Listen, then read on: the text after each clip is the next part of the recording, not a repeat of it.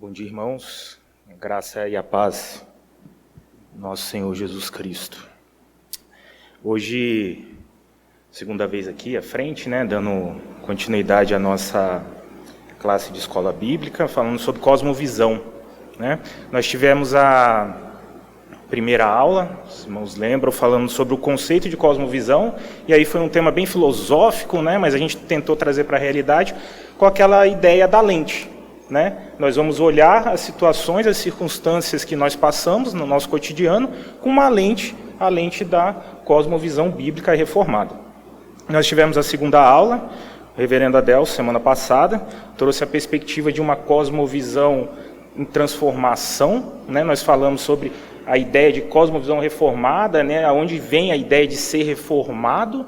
Falamos um pouco sobre a parte histórica. O reverendo Adel falou sobre Schaeffer, um autor que chegou aqui para nós, podemos dizer assim, de uma forma bem recente, mas aí se debruçando sobre a teologia dele, a gente aprendeu um pouco sobre essa ideia da cosmovisão reformada. Esses dois primeiros capítulos do livro que nós adotamos como base, o livro Amando a Deus no Mundo, do reverendo Weber, ele fala mais dessa parte conceitual, cosmovisão. Agora, a partir dessas aulas subsequentes, é a parte 2 do livro, e a gente vai ver mais questões de fundamentos, e a parte bem prática também. Hoje, ela é bem bíblica, a gente vai falar basicamente sobre Daniel 1, sobre uma perspectiva de cosmovisão.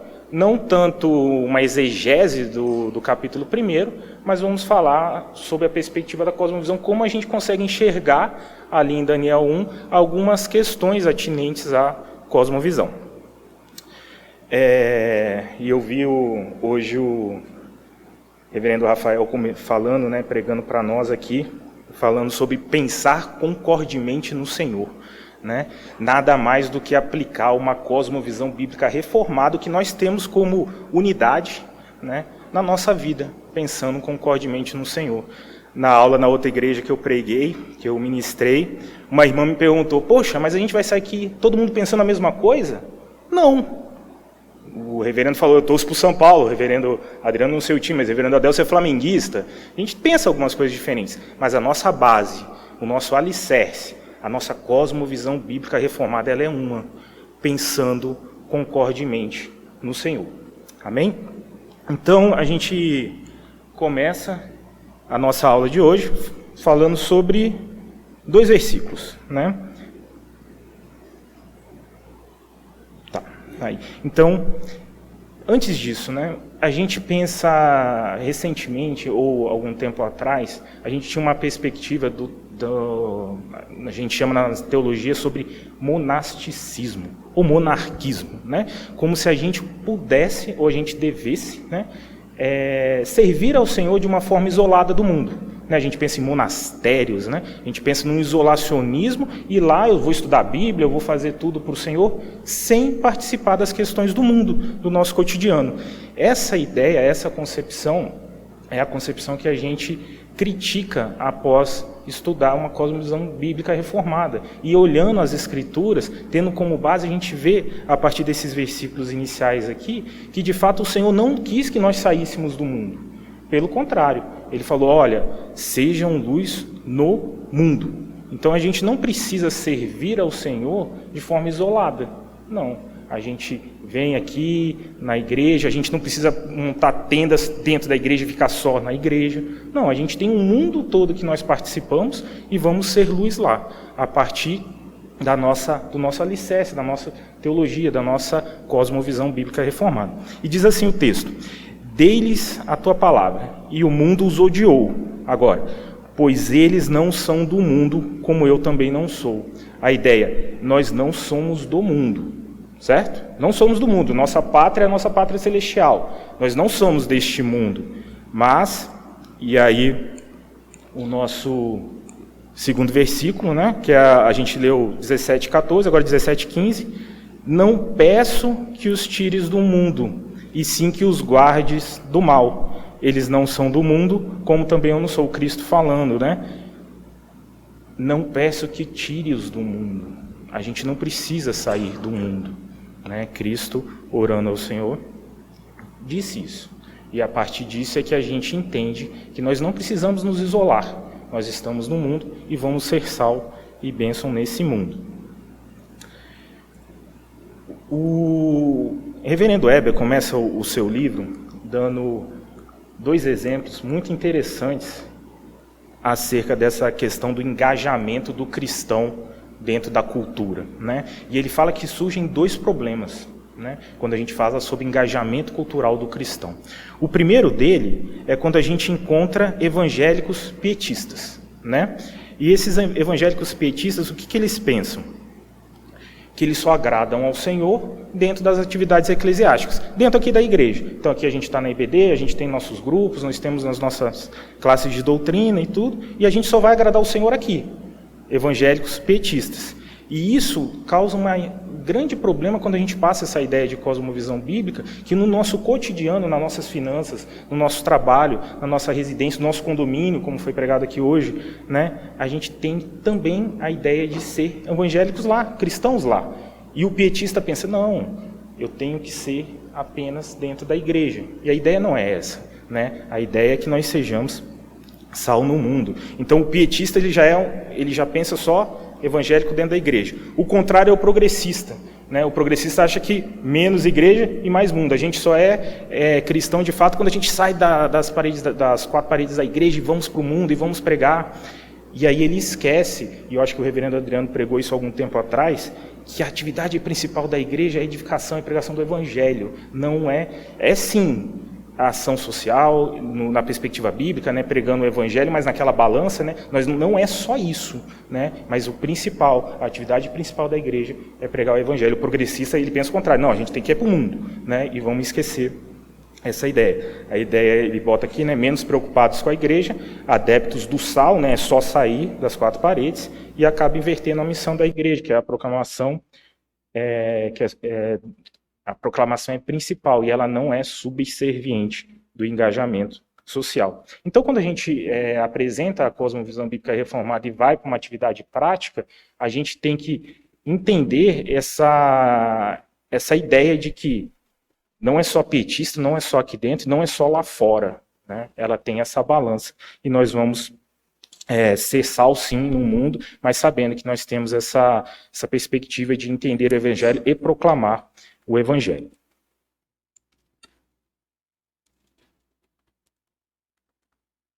Eu trouxe aqui, antes da gente entrar em Daniel 1, alguns que a gente chama de prolegômenos, ou mais alguns fundamentos, né, algumas alicerces para a nossa aula de hoje. O primeiro deles é que a gente vai olhar a cosmovisão, mas tendo como cerne que nós queremos em um único Deus, o Deus Todo-Poderoso, Salvador, Criador de todas as coisas. Ele se revelou a nós. Né? Nós não conseguiríamos entender nada acerca do Senhor simplesmente olhando o mundo. Né? A gente não basta isso. Né? A gente entende sim o Senhor a partir dali, mas se ele não tivesse revelado por meio das Escrituras, certamente a gente não teria todo o entendimento acerca dele. Então, nós cremos nesse Deus, cremos que ele se revelou, e assim, dessa forma, como ele se revelou, ele vai nos ensinar como lidar com essas questões do cotidiano à luz de uma cosmovisão bíblica reformada. Então, a Bíblia, a ideia, e esse conceito é do Franklin Ferreira, é um enredo que revela a Deus. Então as Escrituras nos revelam quem é Deus, né, em seu ser, né, e a forma como ele lida conosco. Nós vamos ver, por exemplo, que em Daniel 1 é o Senhor que bota o povo lá para o exílio em Babilônia. Né? Ele se revelou e ele falou, olha, eu vou fazer isso e vai acontecer. Então Deus Todo-Poderoso, Soberano, ele lida com nós dessa forma, disciplinando o seu povo, né, colocando lá para o exílio. Então a nossa segurança, né, em falar sobre cosmovisão bíblica reformada, é saber que nas Escrituras o Senhor revelou como que nós deveríamos andar nesse mundo. Ok? Esses são os nossos alicerces para a aula de hoje, os nossos prolegômenos. E aí, o reverendo Weber, no seu livro, ele começa a falar sobre mandatos. Né? A gente, na teologia, fala sobre o mandato cultural, mandato social, mandato espiritual. E ele coloca algumas perguntas chaves, né? Como que vamos cumprir o mandado cultural e promover Deus no mundo? Mandado cultural tem a ver com trabalho, né? Mais ou menos. Como que lá, no nosso trabalho, a gente vai promover o amor de Deus? O segundo, ele fala, como que é o cumprimento do mandado cultural, né? Trabalho, servir e promover, primeiramente, o amor de Deus, que é o mandado espiritual, é a nossa relação com o Senhor. e, consequentemente, o amor ao próximo, que é a questão do mandato social, é o nosso dia a dia uns com os outros, né? Como que a gente vai pensar isso quando estamos frente ao cotidiano, às nossas circunstâncias do dia a dia? Nós vamos ver aqui hoje em Daniel 1, né, o livro do reverendo Eber, né, Amando Deus no Mundo, ele trata ali diversos capítulos agora, basicamente sobre o livro de Daniel. Ele vai ficar Daniel 1, Daniel 2, traçando as perspectivas da cosmovisão e aplicando. Eu acho que depois que nós terminarmos essas aulas sobre mais conceituais, vamos ter muitas questões práticas de cosmovisão e ciência, cosmovisão e cultura, cosmovisão e educação, e aí como que a gente vai enxergar, né, à luz das escrituras, essas diversas facetas das nossas vidas, né? Então ele termina, né, essa parte falando que aprendemos como amar a Deus no mundo olhando para o livro que ele nos deixou para a vida neste mundo. Então, como vamos amar a Deus nas nossas circunstâncias do nosso cotidiano? Olhando para as escrituras. Lá, a nossa única regra de fé e prática vai nos ensinar como que a gente vai lidar com todas essas coisas. E aí, meus irmãos, vamos ler então Daniel 1. Peço que os irmãos abram as escrituras. Em Daniel 1, eu vou ler aqui rapidamente. Diz assim a palavra do Senhor. No ano terceiro do reinado de Jeoaquim, rei de Judá, veio Nabucodonosor, rei da Babilônia, a Jerusalém e a sitiou. O Senhor lhe entregou nas mãos a Jeoaquim, rei de Judá, e alguns dos utensílios da casa de Deus. A estes levou-os para a terra de Sinar, para a casa de seu Deus, e os pôs na casa do tesouro do seu Deus. Disse o rei a Aspenaz, chefe dos eunucos, que trouxesse alguns dos filhos de Israel, tanto da linhagem real como dos nobres, jovens sem nenhum defeito, de boa aparência, instruídos em toda sabedoria, doutos em ciência, versados no conhecimento e que fossem competentes para assistirem no palácio do rei, e lhes ensinasse a cultura e a língua dos caldeus. Determinou-lhes o rei a ração diária, das finas iguarias da mesa real e do vinho que ele bebia, e que assim fossem mantidos por 3 anos, ao cabo dos quais assistiram diante do rei.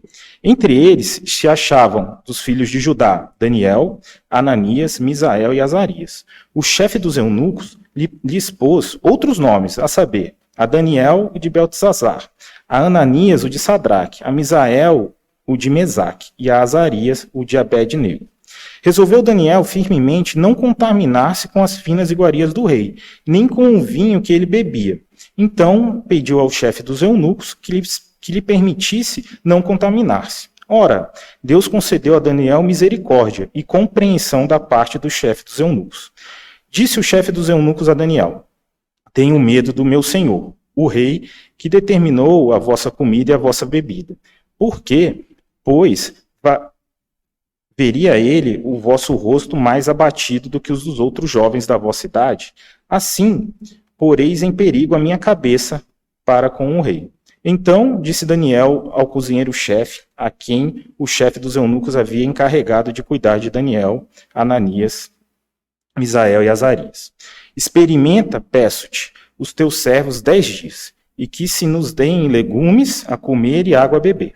Então se veja diante de ti a nossa aparência e a dos jovens que comem das finas iguarias do rei. E, segundo vires, age com os teus servos. Ele atendeu e os experimentou 10 dias. No fim dos 10 dias, a sua aparência era melhor. Estavam eles mais robustos do que todos os jovens que comiam das finas iguarias do rei. Com isto, o cozinheiro-chefe tirou deles as finas iguarias e o vinho que deviam beber, e lhes dava legumes. Ora, a estes 4 jovens Deus deu o conhecimento e a inteligência em toda a cultura e sabedoria, mas a Daniel deu inteligência de todas as visões e sonhos. Vencido o tempo determinado pelo rei para que os trouxessem, o chefe dos eunucos os trouxe à presença de Nabucodonosor. Então o rei falou com eles, e entre todos não foram achados outros como Daniel, Ananias, Misael e Azarias. Por isso passaram a assistir diante do rei, em toda a matéria de sabedoria e de inteligência sobre que o rei lhes fez perguntas. Os achou 10 vezes mais doutos do que todos os magos e encantadores que havia em todo o seu reino. Daniel continuou até ao 1º ano do rei. Meus irmãos, capítulo 1 de Daniel, vamos orar rapidamente? Senhor Deus e Pai, a tua palavra foi aberta, Senhor, lida, que o teu Santo Espírito, Pai, fale ao nosso coração essa manhã, nessa classe de EBD, ó Pai, que o nosso meditar nessa manhã seja agradável a Ti, na Tua presença. Em nome de Jesus. Amém.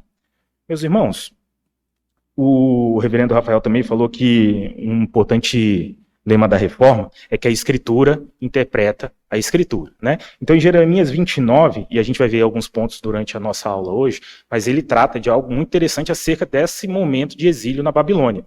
Né? Então, quando a gente vai lá em Jeremias 29, o Senhor vai falar: edifiquem casas, orem pelo povo, sejam bênção na Babilônia. Então, os exilados ali que estão sobre a disciplina do Senhor vão ser bênçãos lá na Babilônia. Ok? Então, Jeremias 29 vai trazer alguns insights para a gente interpretar corretamente o capítulo 1 de Daniel. E a gente começa com alguns aspectos interessantes desse capítulo. O primeiro deles é que é o cumprimento de uma profecia, né? Isaías 39, 5-7, já o Senhor, que é o Deus soberano, que sabe todas as coisas, que escreveu toda a história já está escrita, e por isso é a nossa segurança, que tudo que acontece o Senhor já previu, e Ele já sabe de tudo. Esse exílio da Babilônia de Daniel e seus amigos, lá do povo em si, da Jerusalém sitiada por Nabucodonosor, o Senhor já tinha previsto. Ele já tinha previsto, inclusive, quanto tempo ocorreria, né? Então, o primeiro aspecto é que é um cumprimento de uma profecia. O segundo é que, de fato, foi um castigo do Senhor, foi uma disciplina de Deus. Daniel 1:2 vai falar que o povo era meio idólatra, estava não caminhando conforme as Escrituras, e aí o Senhor precisava disciplinar esse povo. Então, Daniel 1, versículo 2 vai falar sobre isso, que por causa dos pecados do povo é que eles foram exilados ali em Babilônia, né? Nabucodonosor marchou, né, contra Jerusalém, e a gente vai ver alguma coisa aqui sobre a ideia do Império Babilônico, a dimensão dele e a forma como eles tratavam os povos conquistados, né, levando lá para a cidade de Babilônia e tentando incutir a cultura babilônica neles, né? Então, Nabucodonosor sim marchou e sitiou Jerusalém. Questões interessantes, né? Fala que o pessoal invade Jerusalém e leva para a casa do Deus deles, e aí Deus com letra minúscula aqui nas Escrituras, né? Os tesouros do templo. Imagine para o povo lá, os escolhidos, o povo eleito do Senhor, né? Tendo todas aquelas questões ali no templo, e eles sendo invadidos por Babilônia por ordem de Deus, e esse povo babilônico, né, levando para o templo do Deus deles, né, todos os tesouros. São questões interessantes que acontecem no nosso texto. Fala que eles levaram os filhos dos judeus, aqueles mais doutos, né, aqueles jovens mais capacitados, foram ali levados por Nabucodonosor ali, toda o povo de Babilônia, né? E é interessante quando a gente faz essa comparação em alguns momentos nas Escrituras, né? Aquela promessa de Deus lá para Abraão, lá em Gênesis, né? Que falava sobre uma terra e uma descendência. O Senhor disciplina esse povo e fala assim: ó, em determinado momento vai sair dessa terra, né? Sai de Jerusalém, vai ser exilado em Babilônia. Aí o povo, poxa, a promessa do Senhor é uma terra e uma descendência. A descendência está saindo, os jovens estão saindo, né? Foram exilados, os melhores, os mais que tinham maior conhecimento. E também a terra. Saem de Jerusalém, saem ali de Israel, vamos para a Babilônia. Então são questões aqui no livro de Daniel, que o capítulo 1 traz como introdução, que são importantes para nós pensarmos, né, de como olhar a cosmovisão bíblica reformada num local de exílio, por exemplo. Se a gente está num trabalho que não é, digamos assim, um trabalho cristão, como é que a gente vai ser bênção lá?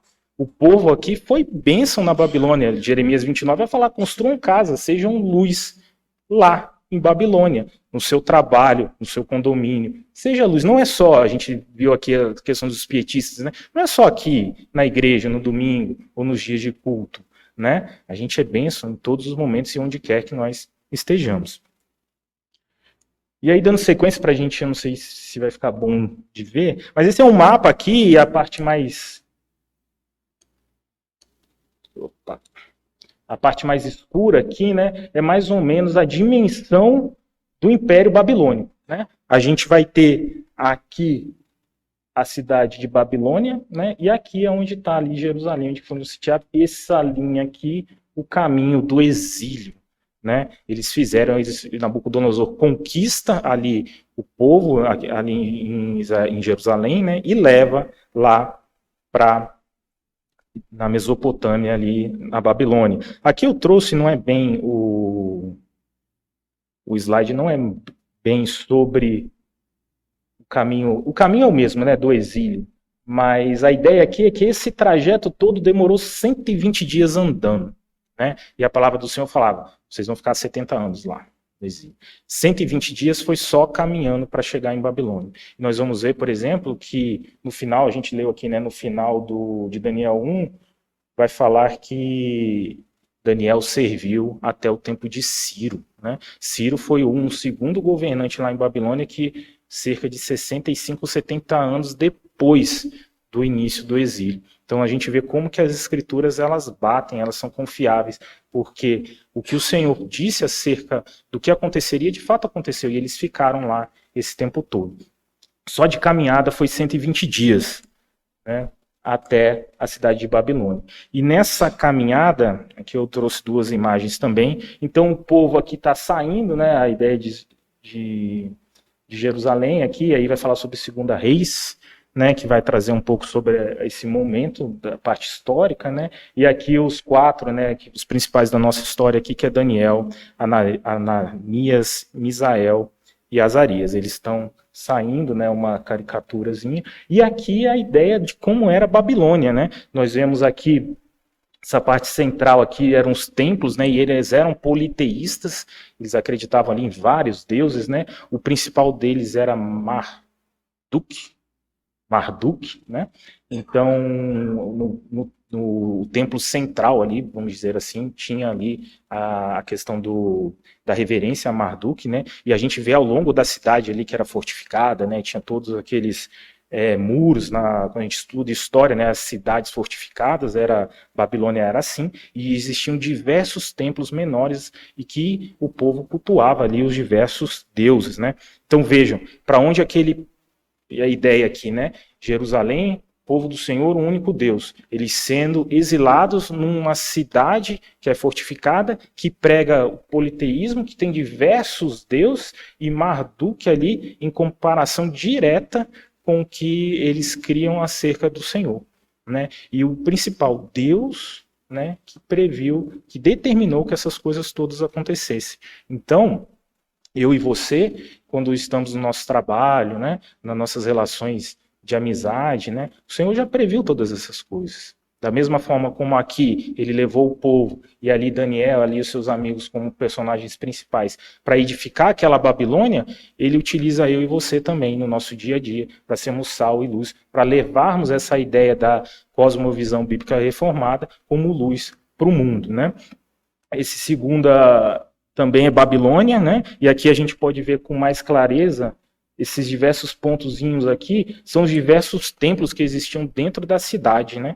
Para cultuar os diversos deuses ali que os babilônios criam.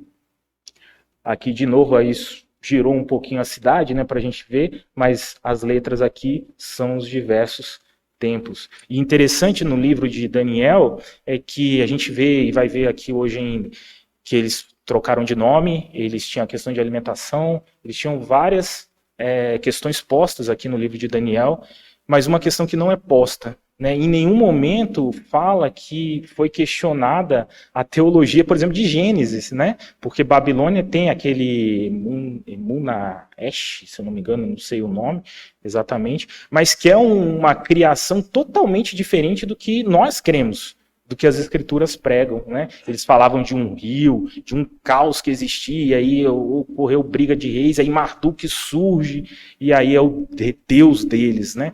Então era uma teologia totalmente contrária ao que os hebreus lá, que o pessoal de Israel acreditava. Mas o livro de Daniel vai falar que eles se opuseram à alimentação, mas nem os nomes eles questionaram, né? Olha que interessante, né? Talvez algumas coisas a gente passe no nosso dia a dia, no nosso trabalho, no nosso cotidiano, que a gente suporta, porque não atinge o nosso coração, não atinge a nossa fé. E a gente vai ver aqui hoje isso, né? Daniel, ele vai falar que não deixou se contaminar, né, pelas iguarias, e a gente vai entender por que a comida é tão importante ali naquele aspecto. Mas ele mudou de nome, né? Ele ficou lá no mínimo aqui 65 anos, com o nome trocado. Né? Eu estudei no Colégio Militar há 8 anos, né? Depois fui para a SpaceX, estão 9 anos, e durante 9 anos o meu nome não era Bruno, era Casagrande, meu sobrenome. Depois que eu saí, fui para a faculdade, já era Bruno de novo, e como soava diferente. As pessoas me chamam de Bruno, porque eu fiquei 9 anos como Casagrande. Imaginem, Daniel mudou de nome, e a gente vai ver, quando muda de nome, o nome faz referência aos deuses babilônicos, né? Ele ficou mais de 60 anos com aquele nome. E isso não atingiu a fé dele, ele não foi contaminado. O Senhor, nós vimos nos prolegômenos, né? Ele está mostrando para nós como a gente tem que atuar no nosso dia a dia. Nós não vamos deixar nos contaminar. Tem algumas coisas que a gente vai ter que suportar, mas a gente não vai se contaminar. Tá? Então aqui Babilônia de novo. Aqui eu trouxe algumas imagens que é sobre aquele momento do povo. Esses duas pedras aqui é interessante porque aqui é a lua, né? Então lua era um dos deuses lá deles, né? Então 2 pessoas aqui cultuando. Esse aqui já tem a lua e o sol aqui. Não sei se dá para ver muito bem, mas sol, lua eram questões de deuses lá que eles cultuavam, né? Esse aqui já é o cilindro de Ciro, não é tão referente à Babilônia posterior, mas esse cilindro ele conta muito da história daquele povo lá, né? E isso aqui é o que eles entendiam pelo Éden, né? Babilônia tinha uma concepção de Éden também. E aqui é um local ali do território onde eles entendiam que era o Éden, né? Vejam que construções grandes, né, gigantescas. Era um povo desenvolvido, sim, Babilônia, né? Tinha as cidades fortificadas ali e tudo. É para esse local que o povo de Jerusalém foi levado, para essa cultura toda que eles estavam enfrentando. Reverendo Mauro Meister vai falar que Nabucodonosor leva para é até interessante que lá na Fiel, quando eles pregaram para nós sobre esse texto em 2018, ele falou sobre a UNB. O povo ali foi levado para a UNB. E aí ele falou, não é a UNB nossa, né, mas é a Universidade da Babilônia, né? Eles foram lá para aprender a cultura da Babilônia, né? E aí a gente de Brasília pensou, poxa, o UNB, né? Aqui a gente muitas vezes tem medo, né? Que os nossos... meu filho vai nascer, se Deus quiser, mas que os nossos filhos entrem na UNB, né? Porque lá tem toda uma... Eu não conheço tanto, né? Eu não sou aqui de Brasília, mas... As universidades públicas no Brasil, elas têm essa concepção de que tem muita coisa ruim lá, né, das pessoas, mas aqui o povo foi levado para a Universidade de Babilônia, né, que tinha todo esse politeísmo, todas essas coisas pesadas para a época, e Daniel e os seus amigos não se contaminaram. Olha como que nós temos que ter uma percepção diferente, às vezes, acerca do nosso cotidiano, do que a gente enfrenta, né? Esse aqui, aí sim, nós vimos ali no slide anterior, o cilindro de Ciro, né? Aqui já é a pedra de Babilônia, que conta aqui 500 anos da história. Então, o que está presente nas escrituras é o que a gente encontra também na pedra do próprio povo, que eles escreveram o que aconteceu. Então, veja, o Senhor fez a profecia lá em Isaías, que se cumpriu e que o próprio povo babilônico escreveu e documentou, né? Na pedra aqui de Babilônia. E vejam como que a cultura era avançada, né? Eles documentavam tudo, essa parte histórica. Então é para lá que o povo tá indo, né? Dando sequência, então isso tudo, meus irmãos, está no capítulo 4 do livro do Reverendo Eber, né?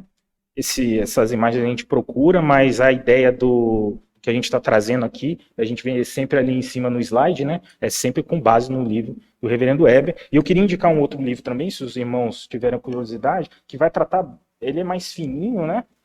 De todo o teu entendimento, mas o Reverendo Eber cita muito o autor aqui falando, né? Ele traz muitas perspectivas também acerca desse capítulo 1, inclusive uma perspectiva prática de como que Daniel enfrentou diversas questões, e, por exemplo, ele vai citar, será que um aluno da UNB lá, por exemplo, né? Ele fala de um aluno universitário, ele chega com um colega e o colega quer fazer uma amizade com ele, mas para esse colega iniciar a amizade, ele oferece uma trouxinha, drogas, né?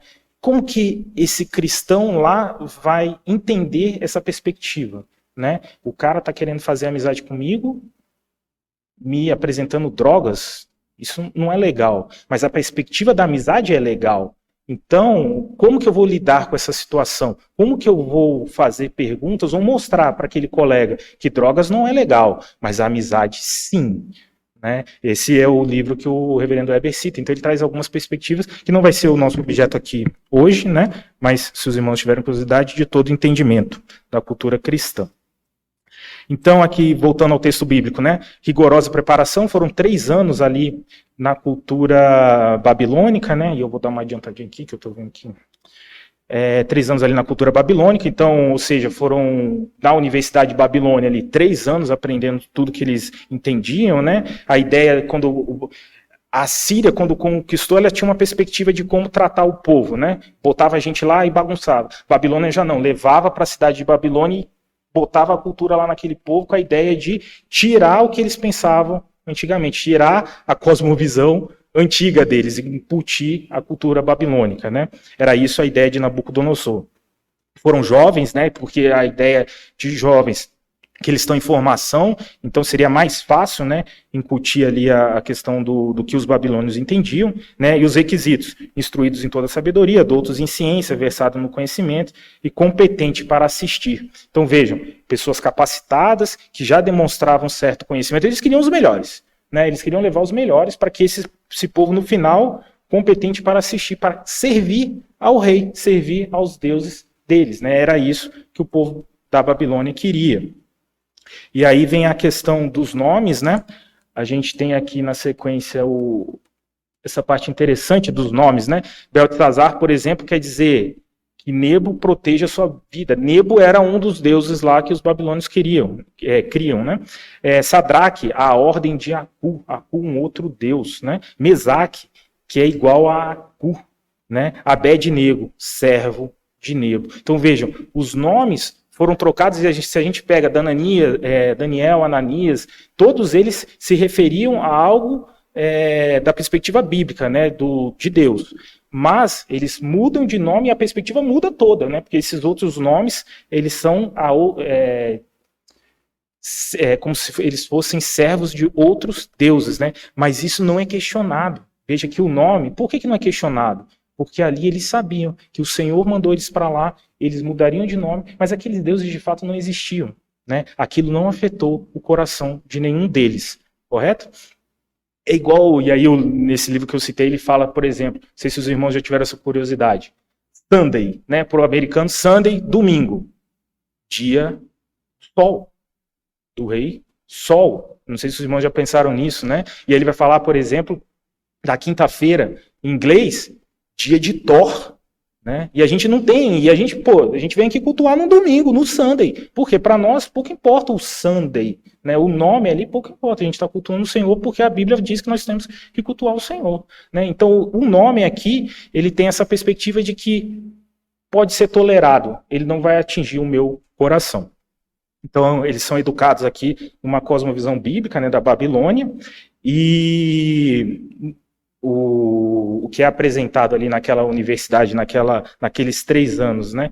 É uma ciência, é uma magia, é uma química que é toda em volta no politeísmo. Naquele tempo não existia diferença, né? A gente não estudava as cadeiras da faculdade ou do colégio de forma distinta, né? Era tudo uma coisa só. Então, dificilmente Daniel, por exemplo, na sua educação ali naqueles 3 anos, não iria pegar algum tablet, né, que eram os livros da época, e não contivesse, por exemplo, o Deus Sol, a Lua, né, como questões que ele ia ler ali e ia falar, poxa, de fato isso aqui pouco importa, eu vou ler porque eu estou aqui, o Senhor determinou que eu estivesse aqui, mas isso não vai me afetar, porque eu sei o entendimento correto das coisas. A gente trouxe na primeira aula essa perspectiva de que, sabendo, tendo um alicerce seguro nas Escrituras, na cosmovisão bíblica reformada que o reverendo Adelso trouxe semana passada, nós não vamos deixar nos afetar. Aquela questão que uma das irmãs perguntou, né? A gente ser uma cosmovisão imposta a nós, a gente não sucumbe,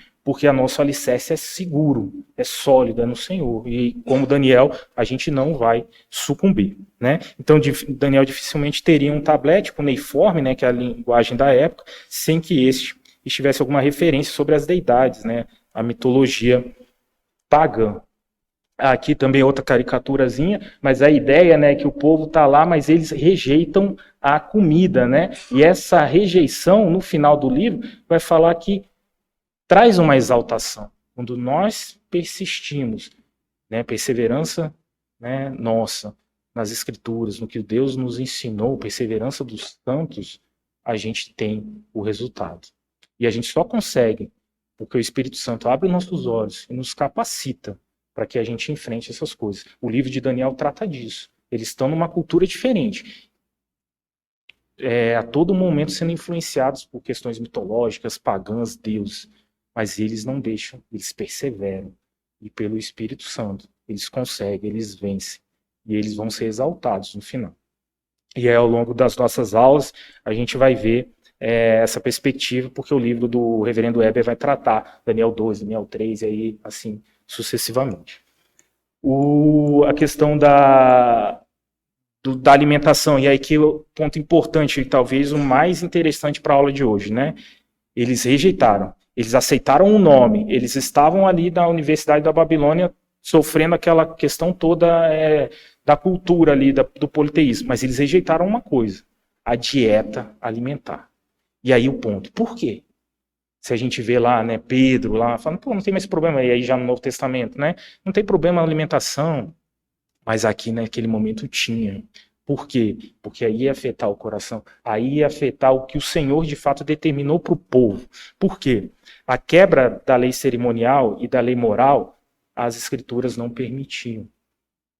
Nós tínhamos leis lá determinadas para aquele povo de Israel. E falava sobre uma lei cerimonial, uma lei moral e uma lei civil. Né? Aqui, principalmente, lei cerimonial e lei moral. Eles tinham conhecimento e essas leis não poderiam ser corrompidas. Isso não poderia corromper. A dieta alimentar não poderia corromper o coração deles, porque a dieta alimentar era idólatra. Ela era servida em serviço àqueles deuses. Isso não podia acontecer, por isso que eles rejeitavam. E da mesma forma que eles rejeitavam por causa da idolatria, e aí eu vou ler, abrir aspas aqui para o reverendo Weber, né? Comer com os babilônios envolvia uma desobediência explícita, porque os babilônios quebravam as regras de alimentação. Eles comiam sem drenar sangue, não distinguiam animais puros e impuros. As leis do Senhor. Isso eles não poderiam fazer, quebrar essas leis, certo? O nome não tinha problema algum, mas a lei ali do alimento, né, que não poderia ter pouco, não poderia ter questão do sangue drenado e tudo, e isso não poderia ser quebrado. E aí por isso que eles questionam, e aí eles não sucumbem, eles não vão se submeter a algo que o Senhor não determinou, certo? E aí ele continua, né, e porque cada refeição era uma oferta aos deuses, um ato idólatra, isso eles também não aceitavam. Então, a parte importante aqui do capítulo 1, eles sabem, eles têm o conhecimento das Escrituras, eles sabem o que pode e o que não pode, o que de fato vai afetar o coração deles e o que de fato não vai. E aí eu trouxe aqui um slide para a gente entender essa questão da corrupção do coração, né? Que é Daniel 8. E eu vou ler aqui para vocês, eu trouxe algumas versões. Tá dando para ver? Tá pequeno? Mais ou menos, né? Então, eu trouxe aqui a versão, por exemplo, da Almeida, né? Revista atualizada, trouxe a corrigida e aqui da Stuttgartense em hebraico. Olha que interessante, o versículo 8 diz assim, na Almeida Revista Atualizada, resolveu Daniel firmemente não contaminar-se. A ideia aqui do firmemente foi uma tradução feita, né, da Revista Atualizada, mas para esse nosso contexto não é talvez a melhor palavra para a gente entender cosmovisão. Porque quando a gente pega o que foi traduzido por firmemente, na Revista e Corrigida, por exemplo, vai falar sobre coração.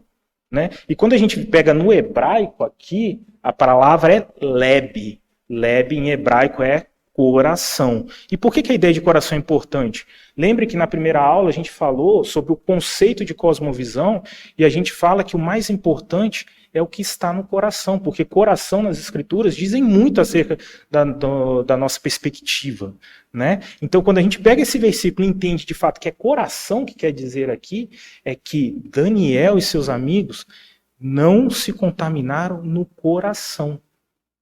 Então, quando a gente pega a cosmovisão e entende que o nosso alicerce está no coração e que ele é firmado no Senhor e nas Escrituras Sagradas, que foi ali que Deus se revelou, como que nós deveríamos lidar com todas as circunstâncias, a gente entende que o lebe, ele tem que ser resguardado. E aquele alimento todo ali, idólatra, que não seguia a questão dietética lá prevista por Deus, não vai afetar o lebe, o coração. Eles não vão ser contaminados. Versículo 8 de Daniel 1. E aí eu trouxe, na nossa primeira aula, a gente trouxe esse slide do reverendo Weber, lá no curso dele, né? Ele vai falar sobre a perspectiva do iceberg, né? Que na teologia a gente usa para diversas coisas, mas na nossa cosmovisão aqui, é que no coração, na parte submersa ali, existem muitas coisas.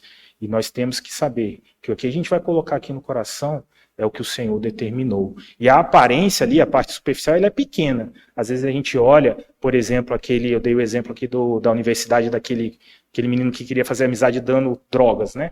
Talvez ele não conheça as escrituras ainda. A parte externa que nós vemos é um sujeito que não conhece, né?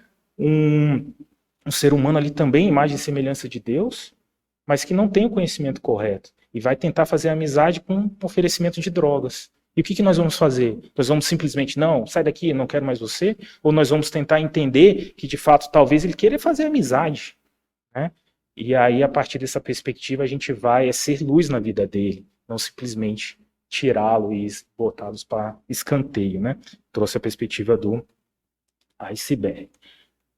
Seguindo ainda no livro do reverendo Weber, né, ele vai falar de Romanos 12, 2, que foi o versículo tema, por exemplo, da Fiel, quando falou sobre cosmovisão, né, Fiel de pastores e líderes, e a ideia aqui é de conformar-se com o século, né? O versículo ali de Romanos 12, Romanos até o capítulo 12 vai falar sobre doutrina, e depois do 12 para o fim é a parte prática, né? 12 está ali fazendo a interseção das duas questões, e aí ele vai falar, né, Paulo escrevendo ali, não conformeis com esse século, nós não precisamos nos moldar ao século, né, mas a gente vai renovar nossa mente, a gente vai apresentar de fato o que o Espírito Santo abriu e a gente conseguiu entender, né, a gente não vai se conformar, mas a gente vai renovar e não vamos sair do mundo, nós vamos ficar no mundo atuando como sal e luz. E o reverendo Weber coloca aquela questão, né? Aceitar a mudança de nome e até a educação pagã é como tolerar certo grau de impiedade na escola ou na empresa, contanto que não afete o nosso interior, o nosso lebe, o nosso coração, né? Afinal, não temos como evitar toda a prática do mal neste mundo perverso, né? Nosso louvor, a gente entoou ao Senhor, né? É dele, somente dele todo o trabalho, né? A gente faz a nossa parte, mas o trabalho todo é do Senhor, né? Estamos terminando, meus irmãos, e aí ele vai falar sobre vou falar bem rapidamente aqui, mas é uma ideia muito interessante. Tem um outro livro, o Weber cita num parágrafo, num trecho do livro dele, mas é Estrutura e Direção. Não sei se os irmãos já ouviram isso, né? Estrutura e direção. Até a queda ali, em Gênesis, a gente tem a ideia de que Deus criou todas as coisas e todas as coisas eram muito boas, né? É assim que está escrito lá em Gênesis. Aí veio a queda, tudo se corrompeu. O que nós vemos hoje é um mundo corrompido, mas na perspectiva da redenção, correto? Então, quando a gente vai entender estrutura e direção, é nessa perspectiva, né? O que o Senhor criou é estrutural. Ele criou tudo muito bom, né? Então, no mundo, certamente tem muita coisa, ou quase tudo, que é muito bom. Só que nós tivemos uma direção contrária a partir da queda, do pecado. Então, por exemplo, quando eu vou para uma educação pagã, a educação é muito boa, ela é estrutural. Foi o Senhor que criou. Só que ela foi corrompida. Então, quando eu venho essa perspectiva de estrutura e direção, eu entendo que o Senhor criou todas as coisas muito boas, mas ela está numa direção contrária, e aí é o mundanismo. Quando eu pego, por exemplo, uma música que o Senhor criou e é muito bom, mas eu trago uma perspectiva contrária, mundana, eu estou na direção da queda. E aí eu não tenho que pensar assim, eu tenho que pensar contrária, na perspectiva da redenção, né? Se eu vejo, por exemplo, um irmão, o exemplo que eu dei lá na universidade, eu vejo um cara querendo fazer amizade a partir de drogas, talvez ele esteja na perspectiva errada. E aí eu vou atuar da perspectiva correta, apresentando para ele o que de fato as escrituras nos ensinam. Estrutura e direção. E eu trouxe 3 livros muito interessantes para a gente entender isso. Por exemplo, Reverendo Emílio, né, pregou para a gente ano passado aqui no aniversário da igreja. Futebol é bom para cristão. Futebol tem muita coisa ruim, mas tem muita coisa boa. Né? Quando a gente vai, ele fala, por exemplo, da Copa do Mundo, né? Todas as nações juntas, todas as tribos juntas. Excelente. Deus criou tudo, e tudo é muito bom. Só que tem a perspectiva contrária, corrupção, questões de animosidade entre os atletas, perspectiva ruim, mundanismo. Pegaram uma coisa que era muito boa e a queda corrompeu. E aí outros livros, né? Também da editora Monegismo, Notas da Xícara Maluca, e As Coisas da Terra, também da edição. Traz essa perspectiva de que o mundo, o Senhor criou tudo muito bom. Então eu tenho que ter essa ideia de que não é tudo ruim. O mundo, estamos em tempos maus, né? Mas se a gente conseguir olhar sob essa perspectiva da redenção, a gente vai entender que tem coisas boas. E se o Senhor criou coisas boas e nós estamos inseridos nesse mundo, cabe a nós termos essa perspectiva. E aí eu estou terminando, reverendo, só... Piper, olha que interessante a frase de Piper. Se todo o universo existe para tornar conhecida a glória de Deus, tratar qualquer assunto sem referência a Deus não é nada erudito. É insurreição. O Senhor criou tudo para nós. Se a gente afasta e deixa de ter, e aí o Piper vai falar, e entenda, o hedonismo cristão, se a gente não entender assim, a gente está sendo, na verdade, um insurreto. O Senhor criou para nós e a gente está querendo abdicar dessas coisas, né? E aí 1 Pedro 2,11 vai falar, né? Amados, exorto-vos, como peregrinos e forasteiros que sois, nossa pátria celestial, né? Aqui nós somos peregrinos. A vós absterdes das paixões carnais que fazem guerra contra a alma, mantendo exemplar o vosso procedimento no meio dos gentios, para que naquilo que falam contra vós, os outros, como de malfeitores, observando-vos em vossas boas obras, glorifiquem a Deus no dia da visitação. Estamos no mundo, não somos do mundo, mas vamos ser luz aqui, como Daniel e seus amigos foram lá em Babilônia. Nós temos aqui, Babilônia, interessante, o reverendo Mauro Meister vai falar, surge lá em Gênesis 10 ou 11, vai falar sobre Babilônia, né? E termina onde? Em Apocalipse. Babilônia, meus irmãos, existe. Nós estamos inseridos, talvez, na cultura babilônica. Nós vamos ser sal e luz aqui, na nossa cosmovisão. E aí, meus irmãos, rapidamente aqui, o final do capítulo vai falar sobre por que essas coisas acontecem. Não é só porque Daniel tem força e ele vai combater ali, ele não vai se deixar contaminar, mas porque Deus e o Espírito Santo estão com ele. E aqui nós temos alguns versículos, só em Daniel 1, que vai falar, ora, a estes quanto os jovens, Deus deu. Não é só Daniel, é Deus que concede toda a capacidade para nós sermos sal e luz na terra. 1,9 vai falar, ora, Deus concedeu a Daniel, né? É o Senhor, não é apenas nós. Daniel 1,21, e aí o último versículo, né? Daniel continuou até o primeiro ano do reino de Ciro, 65 anos ou mais, Daniel foi sustentado, porque o Senhor concedeu, o Espírito nos sustenta hoje, nos direciona. Nós oramos, né? Que o Espírito Santo fale ao nosso coração, nos dê direção, nos sustente em meio a esse mundo. A alta de misericórdia por parte dos pagãos foi resposta de oração ao pedido, por exemplo, de Salomão, quase 400 anos antes. Aí abre aspas para 1 Reis 8,50. Move tua compaixão aos que os levaram cativos para que se compadeçam deles. Levarem cativos à Babilônia. Oração de Salomão, 400 anos antes, prevendo. Sustenta, Senhor, porque eles vão precisar. Igual Cristo. Não tira eles do mundo, não, mas livra-os do mal. Proteja eles. É isso que nós precisamos, meus irmãos. Nós estamos inseridos numa cultura e precisamos do Senhor para nos capacitar, para sermos luz em todas as circunstâncias que vamos viver. Reverendo, último slide. E é interessante como é que ele termina o livro. Ele fala assim, o capítulo do livro. Precisamos conhecer a cultura de forma acurada, observando onde e quando ela influencia a maneira como pensamos e vivemos. Precisamos de um radar cultural para conhecer padrões disfarçados do mundanismo e nossa cosmovisão para que estipemos sua influência tóxica. E aí eu trouxe, estou no mundo, mas não sou do mundo, mas eu amo Deus. no mundo em que eu estou inserido. Vocês lembram na primeira aula? A gente trouxe a ideia do óculos, né? O óculos com uma lente verde e uma lente azul. Quando a gente olha para uma parede preta, a imagem é sempre a mesma. Mas quando a gente olha para uma parede branca, o cara com a lente azul vai ver azul, o verde vai ver verde. Qual é a ideia? Muitas coisas da cultura é uma parede preta, é coisas absurdas. Qualquer um vê. Por exemplo, se a gente vê alguém matando o outro, a gente já sabe que é errado. Todo mundo vai achar que é errado. Agora tem coisas sutis, que aí é a parede branca. Coisas sutis, a gente precisa da lente correta. Porque se a gente tiver uma lente azul, a gente vai ver azul. Se a gente tiver uma lente verde, vai ver verde. E aí qual que é a cosmovisão correta? Que o Senhor revelou para nós. Então, essa ideia de entender a cultura, entender onde nós estamos inseridos, passa por isso. Passa por a gente ter no coração o que o Senhor, de fato, determinou que nós deveríamos ter. Para que a gente olhe a parede branca, aquelas coisas pequenas, e elas não afetem o nosso lebe, o nosso coração, o nosso alicerce. É isso, irmãos. Essa foi, espero que os irmãos tenham entendido. A ideia hoje foi falar sobre Daniel 1, né?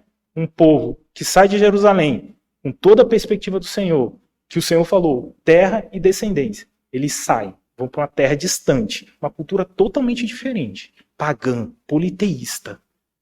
E eles não sucumbem, eles vão ser bênçãos. Como diz em Jeremias 29, construam casas, orem pelo aquele povo, façam diferença ali, mas não se corrompam, porque isso o Senhor não quer. Amém? Vamos